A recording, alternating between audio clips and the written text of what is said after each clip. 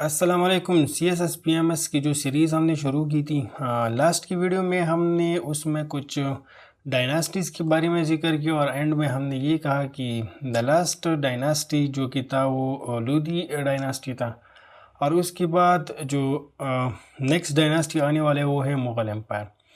Mughal umpire کے بارے میں یہ کہا جاتا ہے کہ it is the great and longest empire, longest lasting empire. یہ سب سے عظیم اور سب سے طویل یہ سب سے عظیم اور سب سے لمبے عرصے تک چلنے والا ایک سلطنت تھا۔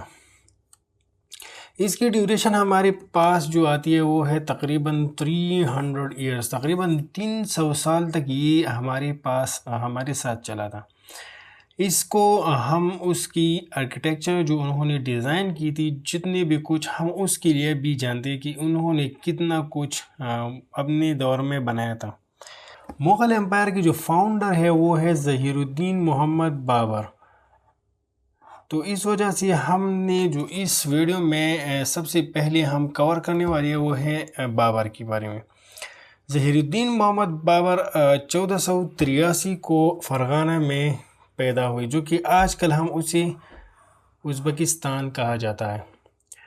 اور اس کا جو تعلق تھا وہ تھا تیمورید ڈائناسٹی سے، وہ تیمور کے ڈائناسٹی سے بلونگ کرتا ہے، کیونکہ اس کا فادر تھا ڈیسینڈنٹ آف تیمور، لیکن اس کی ماں تھی جنگیز خان کے خاندان سے۔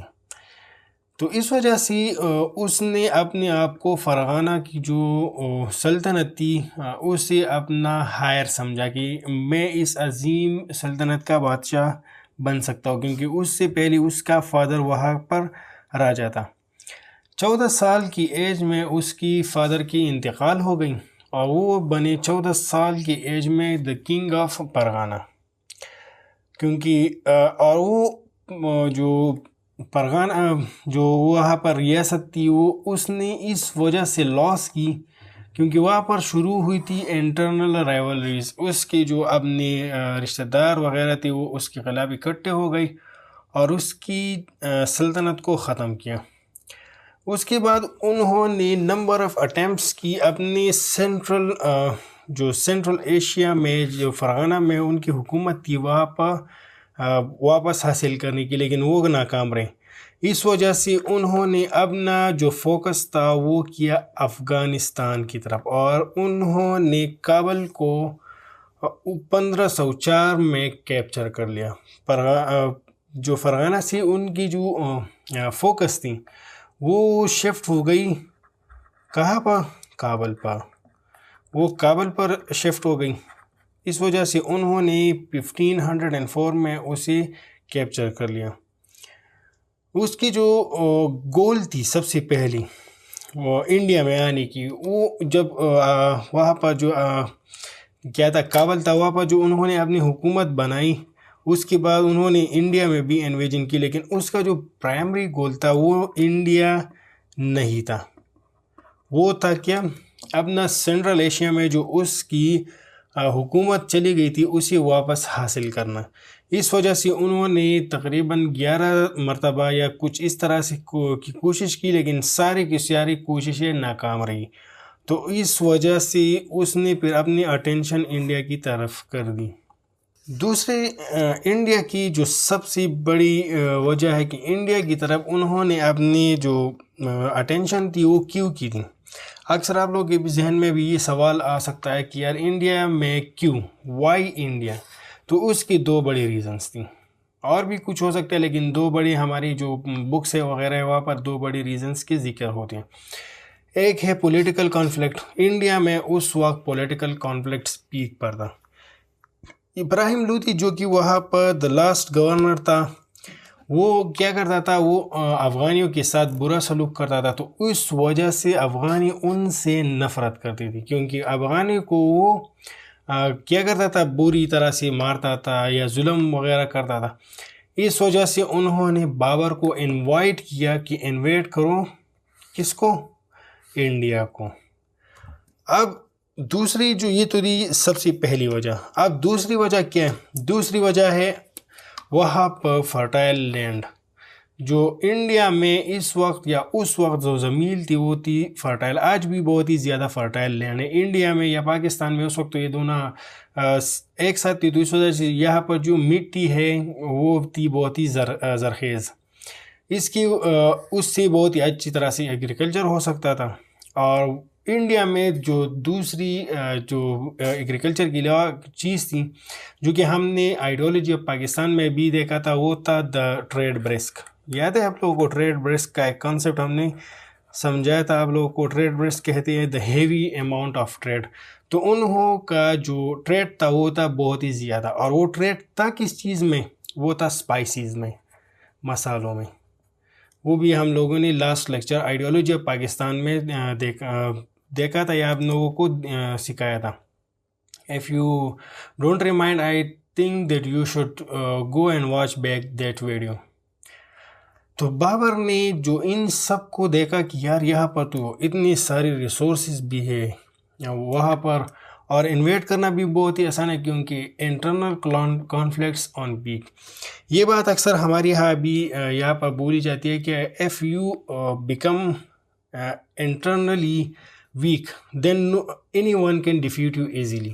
تو اس وجہ سے ہمارے پاکستان کی پولیٹکس میں بھی اکثر یہ کہا جاتا ہے on the neutral side I will tell you that nowadays the Pakistani politics is also weakened a lot۔